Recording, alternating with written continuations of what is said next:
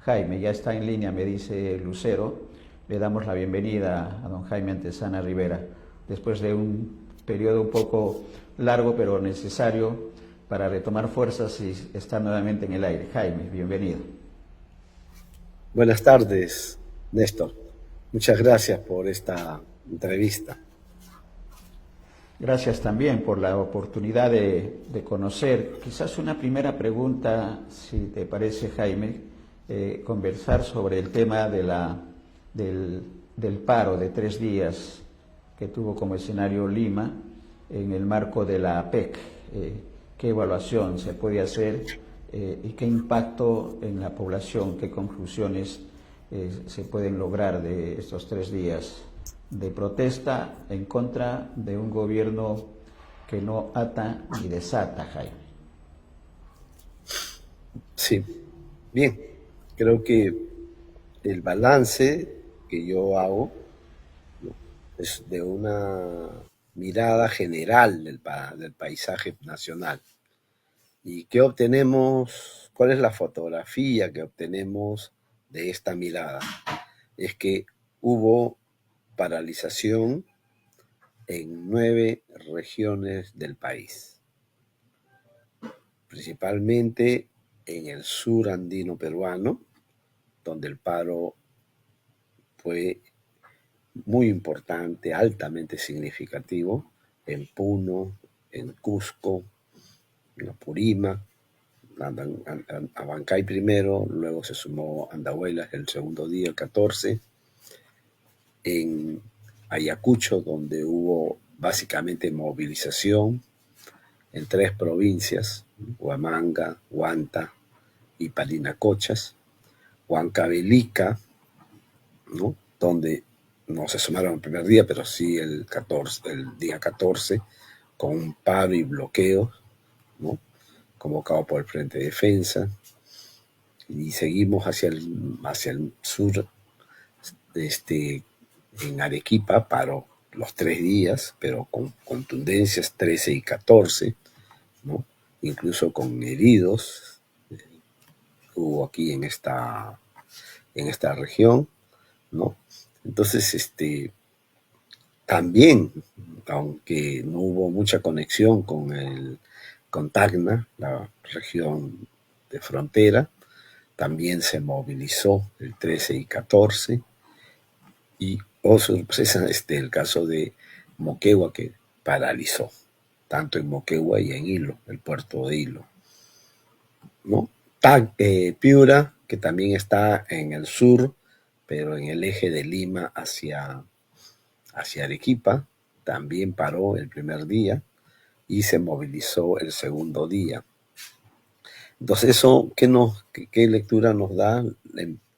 Hablando solo del sur andino, es que podemos afirmar, ¿no?, por el número de regiones que paralizaron y otras que solo se movilizaron, ¿no?, en este caso Tacna, y Ayacucho, es que hay un resurgimiento, ciertamente con muchas debilidades, pero hay un resurgimiento del sur andino después de la masacre, del aplastamiento y de su derrota que tuvo lugar a inicios del 2023, cuando ellos desde el 7 de febrero se declaran en insurgencia democrática, ¿no?, y se produce un estallido de la zona que tuvo como eje central a Puno, Cusco y Arequipa. Bien, entonces es muy importante. Lo que fue aplastado y se fueron en derrota, hoy resurgen, ¿no? Y por lo tanto, como todo resurgimiento, no es un resurgimiento en las mismas condiciones que vinieron a Lima aquella vez en enero del año 2023. Salir de una derrota no es nada fácil. En el caso del centro, la Sierra Central, tenemos también un balance positivo porque el paro fue contundente, ¿no?, exitoso en el caso de Junín, Huancayo, incluyó agricultores de Chupaca, de Huancán, con bloqueo de carreteras en La Oroya, y también en Huánuco, ¿no? Huánuco paró el primer día, se movilizó el segundo día, ¿no? Y la única región del centro que no paró fue Pasco. Hasta ahí entonces tenemos también el resurgimiento y ruptura del corazón del Valle del Mantaro con el serronismo. Se ha quebrado ya, por fin, la impronta que dejó ahí el serronismo, hoy llamado fujiserronismo. Segundo dato, de las nueve regiones, de otras regiones, nos referimos de la macro norte, ¿no? Hubo una muy importante y significativa movilización en Cajamarca que comprendió 4 provincias: Celendín, Cajamarca mismo, Chota y Jaén. Seguramente algunos que no miran las redes, no revisan TikTok, dirán, pues no hubo nada, ¿no? No, fue bastante masivo, incluso en Chota, ¿no? Lo hicieron caminar, lo forzaron a caminar a un congresista, ¿no? La mente es muy precaria en este país, sobre todo la limeña, ¿no? Y por lo tanto muchos omiten hechos como estos. Seguramente no sabían que en Celendín había una movilización, o que en Jaén había una movilización. Jaén es zona dura de lavado de activos, de bandas extorsivas, de homicidios en, en Cajamarca. Es más, yo diría que es la zona de mayor lavado de dinero, del narcotráfico y también de la minería ilegal de la provincia de San Ignacio. Así es que Cajamarca, luego se movilizó Piura, el cogollo del fujimorismo en el norte, ¿no? Fue muy importante porque se sumaron a transportistas de varias modalidades, no todas, y también colectivos y diversas organizaciones. Lambayeque fue la gran sorpresa porque dio una movilización con una paralización de casi todo el día 13 y se continuó movilizando el 14, ¿no? En Lambayeque, Chiclayo, ¿no? Ni siquiera la prensa local dio cuenta de esto, porque veo que los amigos de la prensa local están, creo yo, recibiendo lentejitas de parte del gobierno, ¿no? En la zona dura del apepismo, ¿no? De APP, que es La Libertad, también hubo paro. Ellos querían parar solo el 12 y luego se sumaron el 13, 14 y 15. Ahora, obviamente ahí se explica no solamente por APP, sino porque es después de Lima y de Piura la región con mayor número de homicidios por sicariato, ¿no? Por encargo de las bandas dedicadas a la extorsión. Es la zona además de la minería ilegal, ¿no? Sobre todo en Patazo. Ahí está el corazón de la minería ilegal. Pero la cosa no solamente fue en Trujillo, que es la capital, sino también en Virú, que ya días antes se había movilizado, había irrumpido las calles, bloqueando las carreteras, ¿no? Por la violencia criminal, ¿no? Y se sumó, ¿no? Una zona muy importante de la Sierra Liberteña, que es Huamachuco, ¿no? Entonces, las cosas han sido fuertes en La Libertad. Quien quiera cerrar los ojos a la realidad de su conjunto y solo quedarse en Lima, efectivamente puede cometer un sesgo en el análisis, ¿no? Y bueno, la cosa viniendo del norte hacia Lima, también en Ancash, por primera vez 3 provincias se vieron involucradas en esta convocatoria de paro y movilización regional. Es por un lado Chimbote, en el Santa, Huaraz, ¿no? Hasta Recuay. Así es que hay que abrir los ojos y mirar el panorama. A esto le hemos llamado el despertar del norte.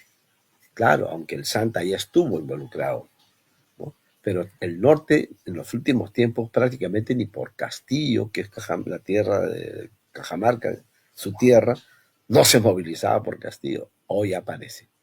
Hoy ha aparecido, o sea, hay un despertar del norte, de la macro norte, porque ahí solo tenemos dos regiones que no han paralizado. Una es Tumbes y el otro es Claro, Amazonas. El resto del interesante. país paró. Y Lima, hay que reconocer, Lima fue Eso, resquebrajada, ¿no?, por la compra que el gobierno ha hecho a empresarios de Gamarra y por lo tanto beneficiando a ciertos sectores de sus trabajadores, ¿no? Dos, ha comprado mercados, como los mercados más importantes, que habían parado el 26 de septiembre, también el 10 y el 11 de octubre, también el 23 de octubre. Por eso el paro sí. de Lima, esos tres paros, fueron paros secos, paros contundentes, que nadie pudo negar, ¿no? Negar a verse la realidad. Pero también porque y su gente, desde la Municipalidad de Lima, metieron su mano ahí para darle ciertas prebendas, ¿no? Ciertas demandas que estaban en sus manos y que no Concesiones. querían dársela en otras circunstancias y ahora lo hicieron. Por eso le bajaron un poco la llanta de la paralización.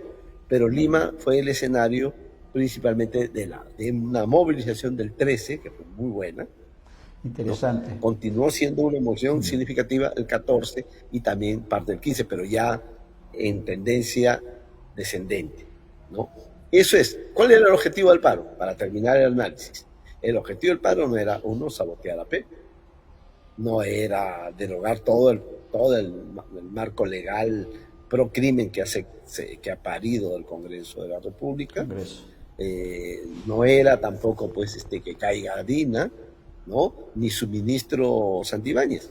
El objetivo del paro y movilización nacional era que las 21 economías, que solo llegaron 18, ¿no?, se lleven el siguiente mensaje: que aquí en el Perú el No hay, Congreso de la República no hay condición. legisla a favor del crimen organizado o de la criminalidad, de los de cuello y corbata y de la gente y de los criminales de la calle.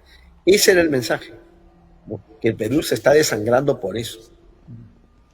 Excelente, excelente el análisis y las conclusiones, porque no solamente han habido paralizaciones, como bien dices, y quisiera clarificar también este tema, Jaime, paralizaciones totales en las regiones, y en aquellas que no hubo paralización hubieron movilizaciones igual de impacto, lo que significa que el 100% del territorio nacional ha estado paralizado de alguna manera, con respecto a estos reclamos, que como bien tú señalas, A ver, sobre eso yo te quiero, hay que ser honesto, son tres regiones donde no pasó nada. sí, Por lo tanto, no se puede hablar del 100%, pero sí podemos claro, hablar de un 85% del territorio nacional, es decir, de 22 regiones, porque o claro, pararon con movilización o realizaron movilizaciones sí, regionales. correcto, Eso es. correcta la precisión, correcta la precisión, y eso también un comentario sobre este tema. Han habido instituciones, instancias, que han convocado a esta paralización, pero han sido desbordadas, es la apreciación que se tiene, y quisiera tu comentario, que viene de abajo hacia arriba. Entonces, eso es importante porque es la población, que no está detrás de un Mesías, ¿no es cierto?, detrás de un liderazgo determinado, sino ha sido la espontaneidad de la población ya cansada. El hartazgo social es evidente frente a la situación. ¿Qué comentarios sobre estas apreciaciones de algunos especialistas, Jaime? Mira, creo que lo que ha movilizado a la gente desde el 26 de septiembre, luego del 10 y 11 de octubre, y, y semanas después del 23 de octubre, del paro que tuvo lugar ese día, al 13, 14, 15, es por la ola de homicidios, de extorsiones, ¿no? De cobro de cupos, por el sicariato que o asesina o explota granada u otros explosivos, ¿no?, en las casas, en los negocios, en las empresas, donde estas bandas extorsionan. Entonces, es en defensa de la vida, es en defensa, es por la paz. Ese es el lema que tiene entendido y me parece que es el lema correcto de este movimiento que lo lideran los transportistas, es que se, se mantiene y por lo tanto su plataforma es la derogatoria de todo el marco legal, de todo el paquete legal a favor del crimen, a favor de los propios criminales del Congreso como a favor de los criminales de la calle. Dos, es también justicia y reparación para las víctimas del sur. Ahí quiero detenerme. Lo que ha logrado la incorporación del comité de la Asociación de Familiares de las Víctimas del Sur y la incorporación de esta demanda de justicia y reparación es que ha logrado algo que la gente no se ha dado cuenta. Es la alianza entre Lima, Lima plebeya, Lima informal o semi-informal, ¿no? Que algún día abrazó el fujimorismo o Avanza País o Renovación Popular, ahora, ¿no? Está empezando a restablecer una alianza con el sur, cosa que no ocurrió, por ejemplo, cuando vinieron los del sur a Lima, ¿no? Entonces, esto es muy importante. El sur y Lima se encuentran hoy en un encuentro, están entrando a una etapa de encuentro y de actuación común, cosa que no se había producido antes. Ese es un cambio con una enorme potencialidad. Claro. Algo más. Ustedes saben que desde la República, incluso en los entretelones de la República ya en 1821 y 1824, cuando el Perú finalmente se convierte en una república liberal inspirado en Bolívar, ¿no? Había una fractura entre el norte, entre el sur con Lima y el norte, como que eran tres países diferentes, así lo decía Aldo Mariatti, son tres Perúes. Bueno, pues con este despertar del norte, en una sola medida de fuerza, como ha sido el paro y movilización del 13, 14 y 15, Lima está siendo la bisagra de una alianza del sur con el norte.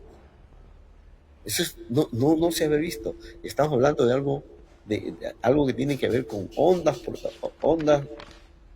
desencuentros, una vieja fractura, ¿no?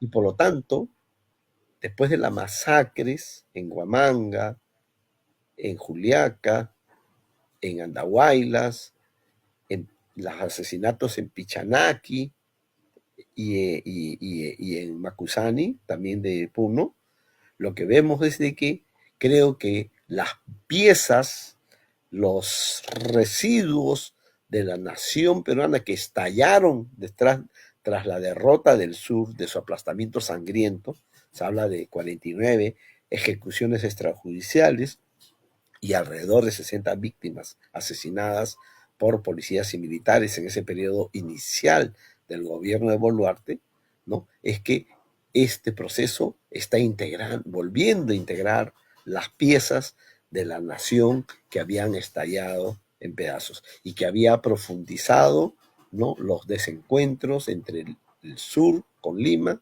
y el norte. Esto se está produciendo.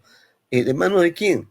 Del liderazgo de los transportistas articulados en torno al comité de gremios, ¿no?, del Perú que ellos han formado y de la Coordinadora Nacional de Lucha, ¿no? Entonces, además, hay que verlo así. El paro del día 26 de septiembre fue metropolitano, que sintonizó mucho porque la gente estaba con mucho miedo, con miedo de salir a la calle, nadie quería marchar, había escasas movilizaciones y si había movilizaciones eran básicamente por demandas sectoriales, ¿no? ¿Recuerdo? Parecía que marchamos a un proceso de copamiento y asalto al poder desde el Congreso, ¿no?, sin que la gente salga de su apatía, de su silencio, ¿no? La indignación se expresaba en las encuestas, nada más. Bueno, pues el 26 se rompe eso. Los transportistas salen con su paro el 26, que tuvo apoyo popular. ¿Por qué? Porque tocaba un tema sensible, transversal a todos, que es la vida, ¿no? ¿Contra quiénes? Contra los extorsionadores, los sicarios, los gota a gota, los secuestradores y también los corruptos, ¿no? Mira cómo, y esa vez solamente fue Metropolitano. La del 10 y 11 de octubre, que paró Lima en seco, tuvo solamente el apoyo de 5 a 6 regiones en términos de movilización popular, movilizaciones en 6 regiones. La del 23 de octubre tuvo un alcance de alrededor de 15 regiones. Y este paro y movilización nacional del 13, 14 y 15, en días diferentes, no los 3 días, sino en días diferentes, lo que ha habido son 9 regiones que han paralizado y se han movilizado, y 13 regiones que han parado, ¿no?, con movilizaciones, y en 9 solamente ha habido movilizaciones, pero no ha sido cualquier movilización, ha sido movilizaciones masivas, de gente del campo, de gente afectada por la extorsión, de gente muy sencilla, ¿no? Y por lo tanto, y los nuevos protagonistas son pues los transportistas, son los mototaxistas, son los mercados, son los ambulantes, los bodegueros. No son las viejas estructuras sindicales las que están saliendo acá, no son la gremialidad que se movió, principalmente, que lideró, digamos, las protestas del sur del 7 de diciembre de 2022 hasta inicios de marzo del 23. No, son los transportistas, son los mototaxistas, es Gamarra, son los mercados, ¿no? Son los estudiantes también que se sumaron desde la primera paralización. Entonces, son nuevos actores, ¿no? Lo que estaba destinado a liderar esto era la CGTP, la Federación de Trabajadores de Construcción Civil del Perú, porque ellos desde el 2010 tienen una agenda que es la lucha contra el crimen organizado, contra las bandas criminales, contra los pseudo sindicatos que se dedican también a la extorsión, ¿no? Entonces, pero de pronto irrumpe un actor distinto, informal, ¿no?, autoempleado, que es el que está liderando hoy. Y ha abierto el camino a la movilización popular, a un proceso dinámico. En menos de 2 meses, del 26 de septiembre al 13, 14 y 15 de noviembre, es decir, menos de 2 meses, sí, ha habido 4 paralizaciones en el país. Si el gobierno quiere no leer bien lo que ha ocurrido en las alturas de Huamachuco, en las alturas de Parinacochas de Ayacucho, o la movilización en Chota o en Jaén, ¿no?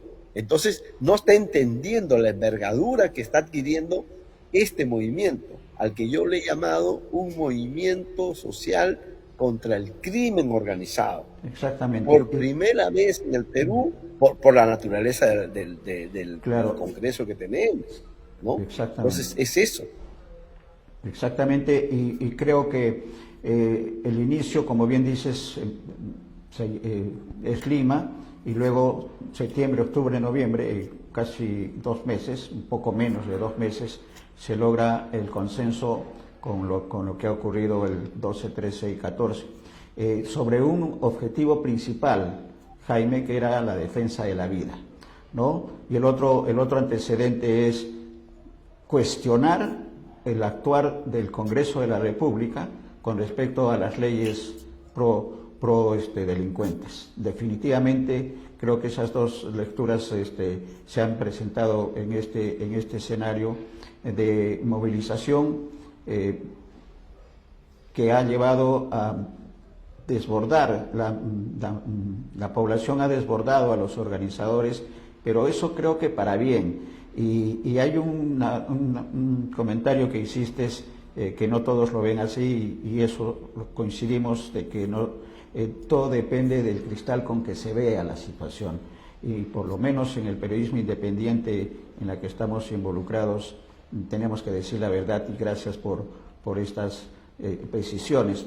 ¿Qué significa entonces, ya entrando al terreno del Congreso de la República, Jaime, la presencia de la narcopolítica, que no es de ahora, que ya tiene su antecedente y que uno de los principales difusores de esta corriente eres tú, y felicitaciones por ello, pero qué tanto la narcopolítica y este crimen organizado que también ha ingresado a los niveles de los más altos niveles de la policía, del Ministerio de Defensa y todo lo que es gobierno, están manejando nuestro país, qué tanto la narcopolítica se ha afincado ya definitivamente en el Congreso y eso lo estamos comprobando con las leyes. O sea, no hay necesidad de ser muy avisor en el tema. Las leyes que se están dando son pro defensa del crimen organizado y de todo lo que signifique corrupción en nuestro país, Jaime. Mira, hasta el año 2016 yo estuve abocado a la investigación de la presencia, de la que llamamos infiltración del narcotráfico en la política, ¿no? Bueno, esto ha cambiado mucho a la fecha, ¿no? Mientras yo obtenía un primer narcomapa de congresistas vinculados a esta industria criminal de 21 narcocongresistas, hoy ya no solo tenemos presencia del narcotráfico en los partidos, hoy se ha complejizado. Hoy lo que tenemos en el Congreso es una coalición narco, corrupta y minería ilegal y de minería ilegal. Es una coalición del narcotráfico, de la corrupción y de la minería ilegal la que tiene el control. ¿Por qué? Porque si bien hasta el 2016 el narcotráfico era lo que mayor poder tenía, ¿no? A ellas en los últimos 10 años se disparó, en realidad son 8 años, ya, se disparó el crecimiento de la minería ilegal y la corrupción se ha vuelto ya pues sistémica, ¿no? Todo el mundo creía que la corrupción acababa con la caída del régimen narco, narco de la narcodictadura fujimorista, pero no fue así. Mira, tenemos a Toledo preso, está también en proceso juicio oral Ollantumala, también tiene un proceso, aunque en su casa, de PPK, ¿no? También García se suicidó precisamente porque tenía investigaciones por la coima de Odebrecht, ¿no? Y también la plata que recibía de, de otras fuentes de corrupción. Entonces la corrupción ha seguido su proceso y por lo tanto por eso es que hoy ya no solo podemos hablar de narcotráfico, sino de la presencia de la minería ilegal que ha alcanzado, ¿no? La cúspide del Congreso de la República. Para nada, todo el mundo dice que el actual presidente representa la minería ilegal. Representa la minería ilegal de los artesanales, de los llamados eufemísticamente informales. No, señor, representan los intereses de la minería ilegal del oro, de la minería criminal del oro, de aquellos que le compran a los chiquititos, a los informales, y que son los que finalmente le llevan a los grandes empresarios, ¿no? Porque el oro, a diferencia de la cocaína, que la cocaína sale por caminos ilícitos, el oro no. El oro sale patás y se vende en el mismo patás, ¿no? Y se vende en Huamachuco y se le vende a empresas formales en Trujillo. O sea, no es cierto de que su camino de salida del Perú sea ilegal. Se formaliza. Inmediatamente va ingresando ese oro a la economía, ¿entiendes? Es diferente entonces el de la cocaína. Pero los dos son muy importantes y por lo tanto, a medida que han ido creciendo, su peso en la política se ha ido incrementando. Entonces, el de la corrupción sí viene de atrás, es histórica, pero con el Fujimorismo de los 90 se hizo Los sistémica 90, y claro. sigue siendo sistémica. Entonces, mira, si tú pones en valor las tres economías criminales, son cifras que no son mías, sino de la Unidad de Inteligencia Financiera, es que, por ejemplo, el caso del narcotráfico, según la Unidad de Inteligencia Financiera, mueve alrededor de 4.700 millones de dólares. Claro. ¿No? La Sí. minería ilegal mueve más de 10.000 millones de dólares.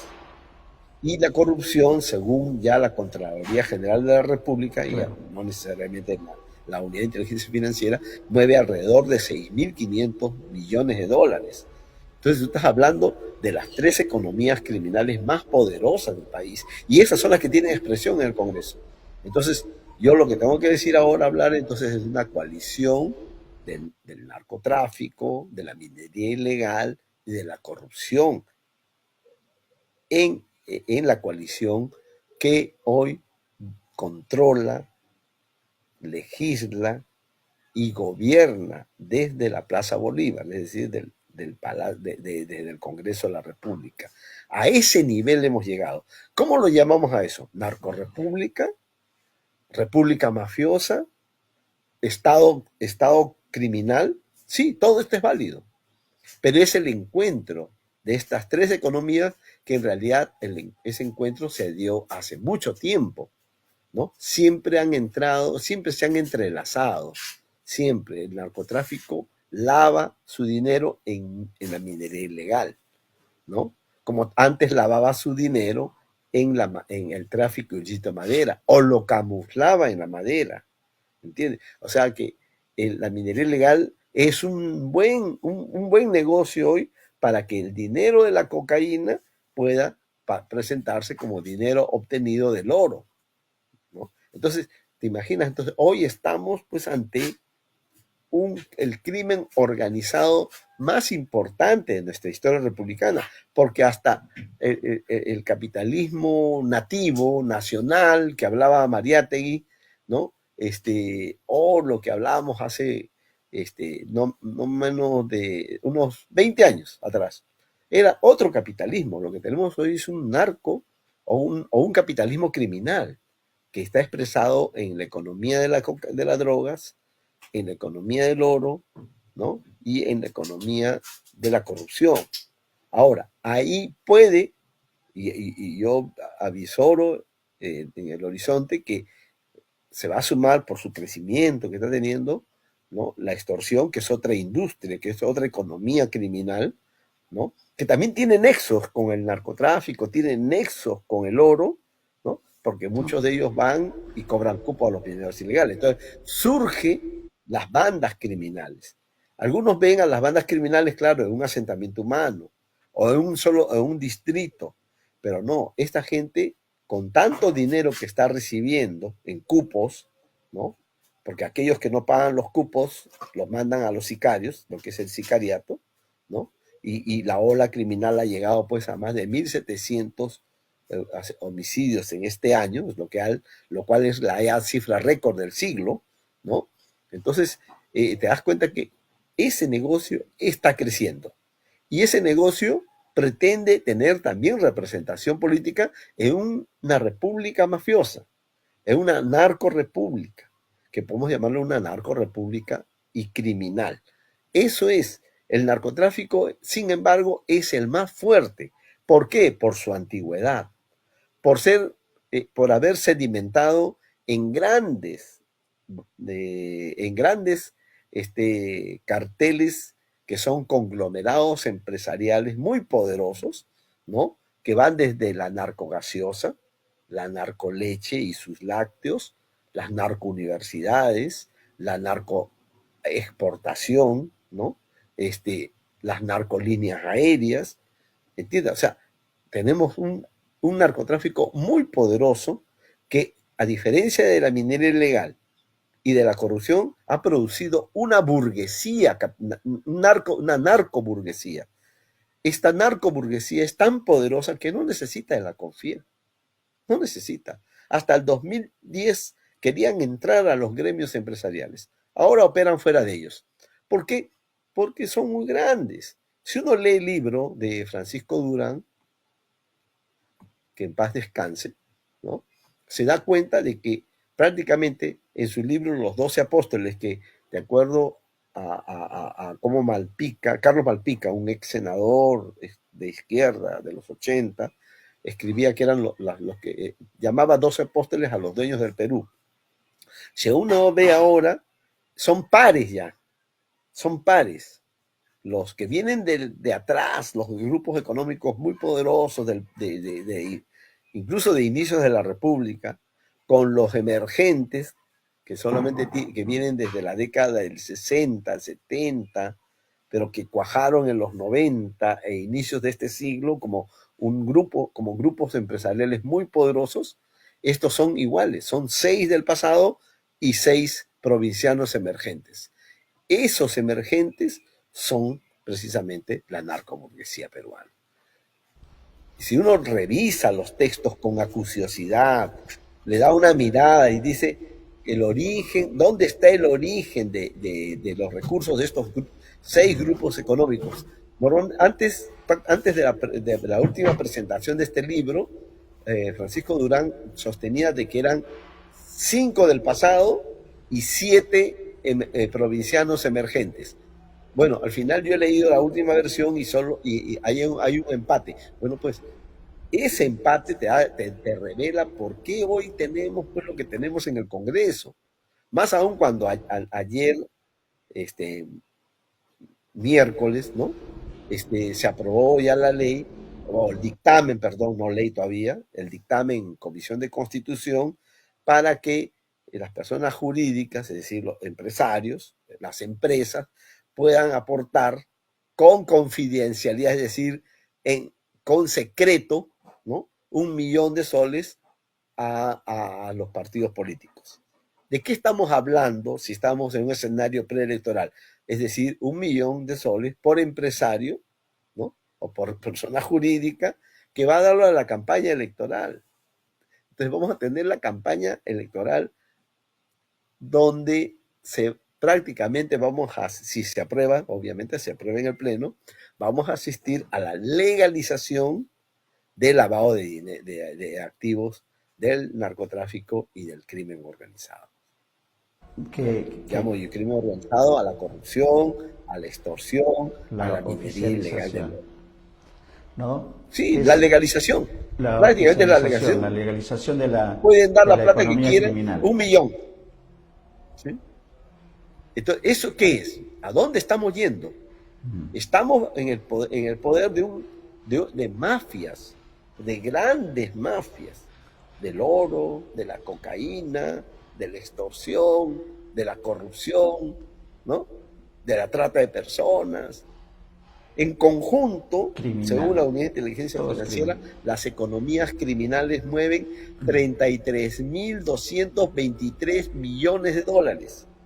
Grábense esa cifra, 33.223 millones de dólares, lo cual equivale al 14% del PBI peruano. No es cifra mía, esa es de la Unidad de Inteligencia Financiera. Jaime, y una lectura ahí es todo este dinero, si hubiese servido en otro escenario, estaríamos en otro nivel, como país, como economía, como peruano de a pie, que es lo que creo que le interesa. Hay un tema que lo vamos a dejar para una segunda entrevista, si consideras, Jaime, va a depender de tus tiempos, para hablar de este tema del futuro político, de los partidos políticos que van a estar presentes el 2026, si es que no es antes, porque las condiciones parece que están en esa línea, para conversar sobre el papel que tienen estos partidos tradicionales, los que están emergiendo también.